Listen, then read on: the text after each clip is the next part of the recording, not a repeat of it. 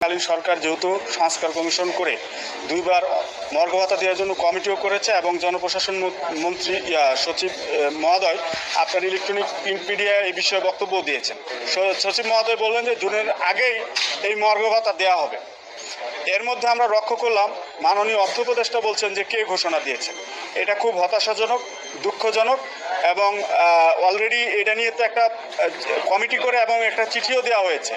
এখন এই পর্যায়ে এসে একজন অর্থনীতিবিদ, একজন সাংবাদিক, বিএনপির মহাসচিব তিনারা কি বললে কথা শুনে এই 14 লক্ষ কর্মচারীর পেটে লাথি মারা, আমরা যে একটা স্বপ্ন দেখেছিলাম যে ভাবছিলাম এই সরকার অন্তর্বর্তীকালীন সরকার মহার্ঘ ভাতা দিবে, কিন্তু এখন এমন পর্যায়ে সব জিনিসের যখন এই মহার্ঘ ভাতা নিয়ে কাজ করতেছিল সরকার, ঠিক ওই মুহূর্তে কিন্তু প্রত্যেকটা জিনিসের দাম বেড়ে গেছে। এই মুহূর্তে যদি মহার্ঘ ভাতা না দেওয়া হয় তাহলে গণকর্মচারীদের মৃত্যু ছাড়া, মানে জীবন্ত লাশ ছাড়া আর কোনো দেখছি না।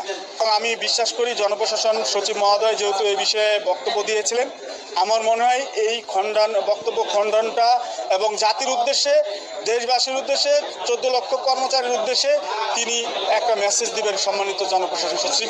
এটা 14 লক্ষ কর্মচারীরা আমরা আশা করি। এবং মহার্ঘ ভাতা নিয়ে অলরেডি 7 তারিখে আপনার ঢাকা শহীদ মিনারে মহাসমাবেশ ঘোষণা করা হয়েছে গণকর্মচারীদের পক্ষ থেকে। কয়েকটি সংগঠন ঘোষণা করছে। আমরা যারা আছি সর্বস্তরের কর্মচারীরা, যেহেতু এটা দাবি সবার, আমরা সবাই ওখানে ঐক্যবদ্ধ।